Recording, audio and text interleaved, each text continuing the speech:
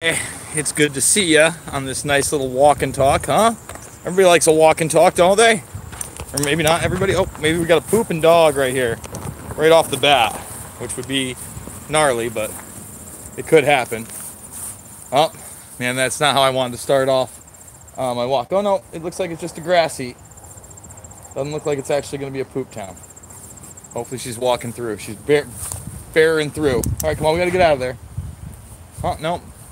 All right, sorry guys. Got one that one went off slow. I didn't think that she was just going to go off into the side here and want to eat grass, but we're going to let her for a second. And just so everybody knows I'm being honest, and she isn't. Oh, there we go. No, it looks like we might get a little, oh, no, I guess not. Okay, weird.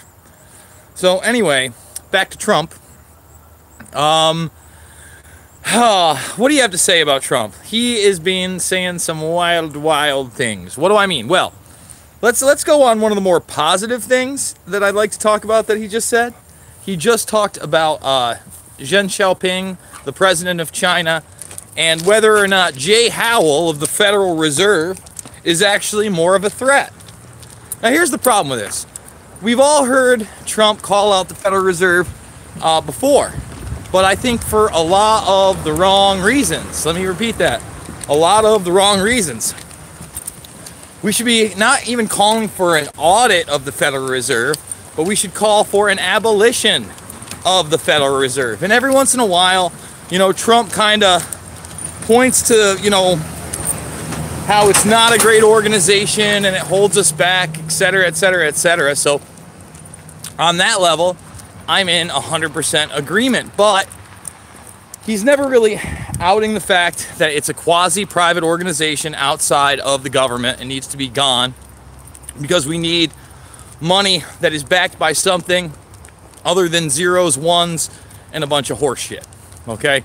Let's get that out of the way first. Now, some of the things I have not liked Trump saying recently is, although terribly honest, for instance, terribly honest, I didn't weigh much in on Ilhan Omar or Talib Shab, I forget what her name is, but the two people that were banned from going to Israel to go check out the Palestinian border, etc., etc., etc. You know, I really did not like Trump's response to that. I hate the media calling anybody who questions Israeli policies, especially when we're talking about the Gaza Strip and the Palestinian people, and anti-Semite. It's really unconscionable. Come on, baby. And by the way, guys, if you haven't noticed, my dog has been doing continuously well ever since I took her off of the medications that the vet gave me and got her on the full Curicum, CBD, fenbenzidol, and what's the last thing I'm giving her? Curicum, CBD, fenbenzidol, and what? Oh, vitamin E. Vitamin E. Every once in a while, I stick some niacin in there as well. But I mean, she was howling at me to go out, howling. Now, where Trump is incredibly honest and upsettingly so, is he made some fucking wild comment that number one, if you're a Jew and you are somehow against Israeli policies, you're like a traitor. You're not real. And two, he said he's like a god to the Jewish people. Now, it is true that they put him on a coin over there, you know, depicting him as some would say Cyprus, I believe it was, which is incredible. You know, he has done just about everything he could for Israel. We've gone lockstep with him. That's not debatable. He would be proud to say that. Okay, 58 people watching, 12 thumbs up. Let's double those thumbs, guys, and let's get into that policy just for a moment. Number one, what did he do? He moved the U.S. Embassy to Jerusalem, and he called that the capital. During the protests there, Palestinians were killed on the Gaza Strip, and not only was it marginalized by the mainstream media, in some circles of what used to be called the alternative press, it was celebrated. Made me want to turn my stomach. We know that Netanyahu and others have wanted an invasion into Iran for some time. Think about all the intelligence they've put out there.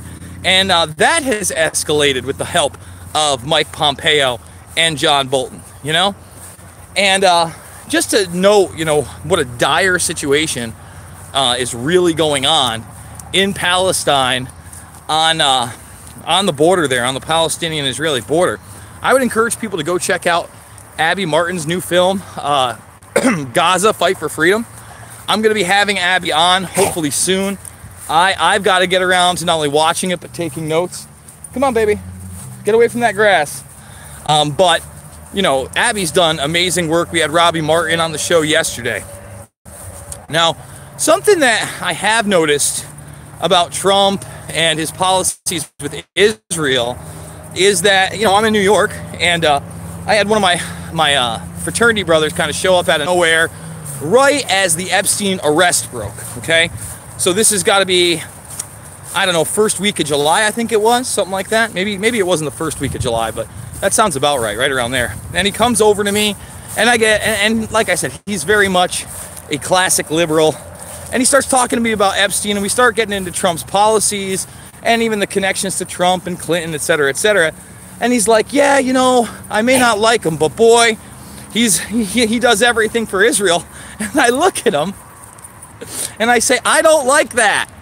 Yes, flick off, BDS Israel. It should not be, if you're a part of that movement where you are against what Israel's doing and the sanctions and the warfare that they carry out against other nations, that's not anti-Semitic. That's a policy thing. That's like saying that I'm anti-American because I don't love the warmongering establishment or the neocon. That's the truth. And, you know, we were talking.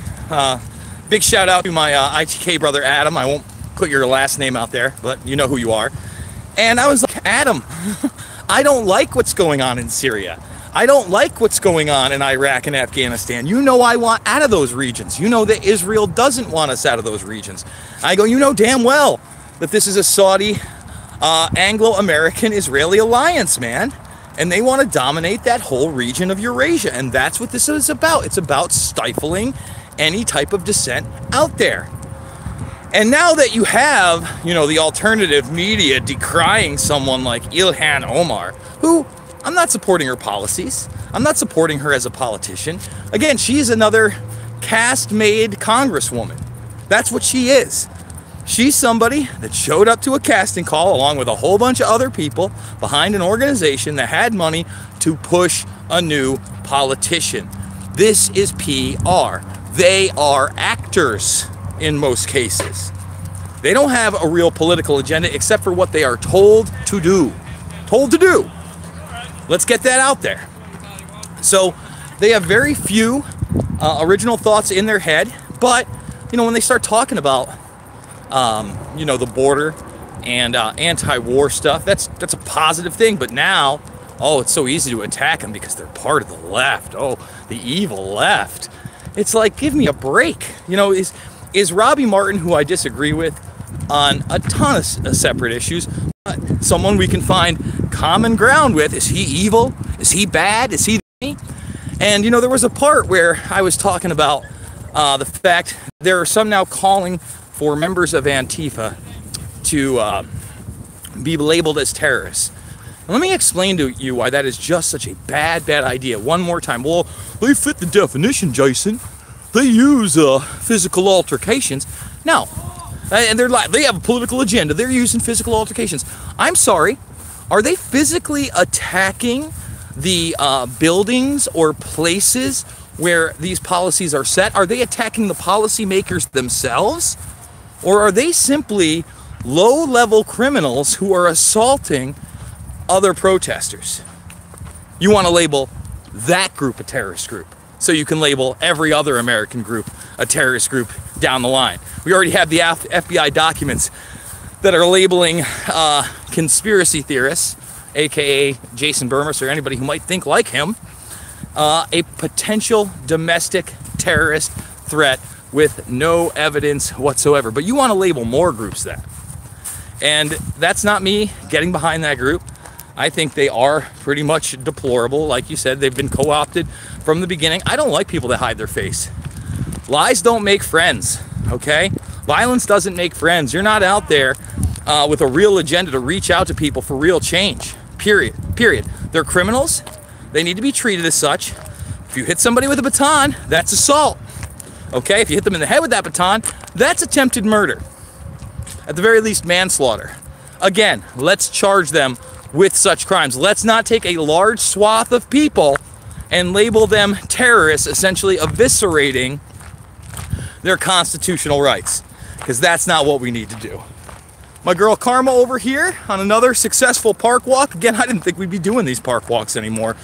The vet gave her 2 weeks to 2 months, and here we are on day 8 since that diagnosis. So we'll see what's happening. You know, I took her off the vet meds, like I said, 2 days into it, and she's been on the fenbenzidol, the vitamin E, the CBD, and the curcum, and pretty pleased with the results. Even if I only have her for a couple more months and we're able to do this, it is kind of a blessing. So guys, I'm going to continue through the day with some more videos. I know there's big news out there with David Koch, 79, dying. I may do a video on that and talk about his relationship, or I'm sorry, his brother's relationship, Charles Koch, to George Soros in the new Quincy Institute that's supposed to be stopping the forever war. So watch out for that video. And I'm also looking to do a update on Linda Collins Smith. I haven't done one of those in a while, and there is some more information that I've been getting. So that's something interesting to look into. I want to thank you all. Remember, I have a GoFundMe. That's how I'm doing this 7 days a week, 3, 4, 5, 6, sometimes 7 times a day. And I'll see you all on the flip side.